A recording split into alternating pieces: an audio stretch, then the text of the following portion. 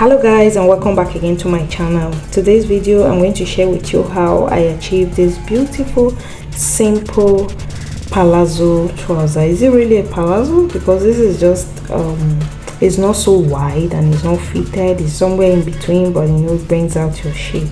That's the kind of trouser I'm making. So if you're interested, stay with me to the end of the video. Right here I have two pieces of fabric folded into two because I'm cutting both the front and back with the same measurement. This kind of trousers doesn't require any special kind of measurement. So right at the top there, I've marked out 3 inches. In the end, I'm going to be left with 1.5 inches. And at the waistline, instead of using my waist measurement, I'm using the hip measurement because I'm going to be inserting elastic to this trouser. Now, because I'm not going to cut a waistband separately, I have 3 inches up there for the folding of the waist, for the waistband. Now, from that point where I marked out the 3 inches, I am now putting my tape to measure downwards. As you can see me doing, I'm taking the crouch depth. I divided my crouch depth into 2, and from that point where I marked 3 inches, I'm coming down to mark as my crouch depth. So from there, and I'm marking out my hip measurement at my hip line. That's after marking the same measurement on my waistline. I'm simply adding 1/2 inch to this measurement, both the hip and the waist, and the 1/2 inch is for seam allowance because I don't want this trouser to be bogus.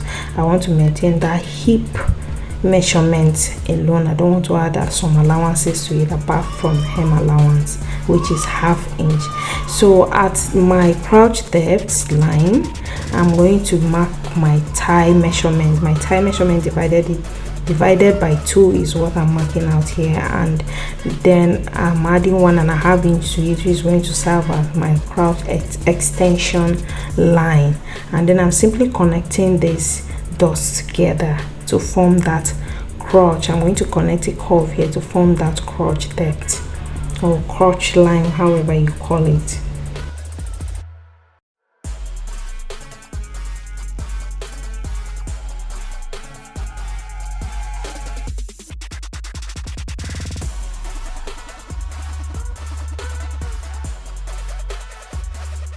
After forming my crouch depth, I'm going to take the same measurement I have as my thigh. I'm going to mark it at the hem of the trouser, and I'm going to extend the line up to my thigh. I'm going to maintain a straight line up to my thigh line.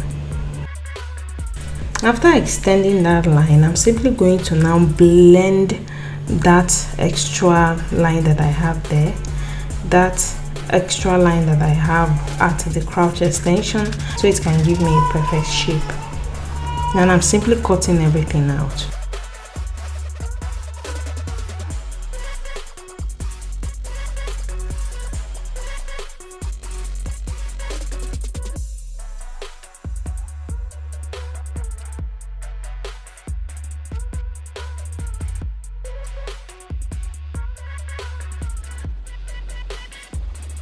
After cutting it, I'm taking it to the sewing machine now to join everything, both the front and the back piece, hem everything, and our trouser will be ready.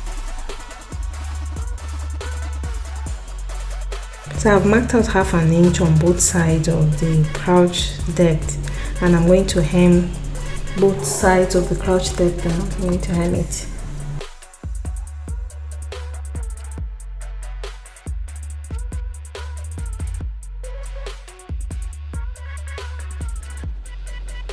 After hemming it down, I simply marked 1 inch on both sides of the trouser, the in between legs, because that's the only place that there's an opening again. So I'm hemming in between the legs of the trouser with 1 inch. If you want, you can do yours 1/2 inch, but I'm doing 1 inch because I don't want it to be so open.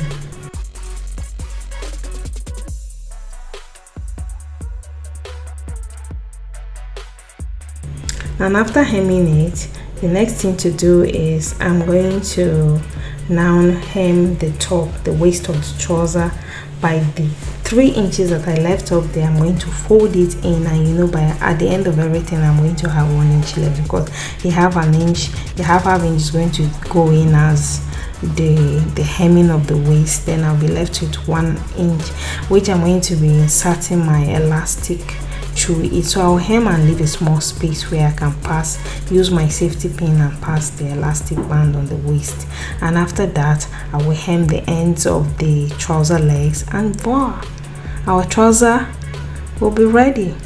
So now, before I end this video, please, if you haven't subscribed to my channel, click the subscription bell and the notification bell icon so that you'll be notified as soon as I upload a video here. And don't forget to like and share this video. I forgot to record the final results before I ended up changing my mind on the length of the trouser. In this very product here, you see that the trouser has been cut short.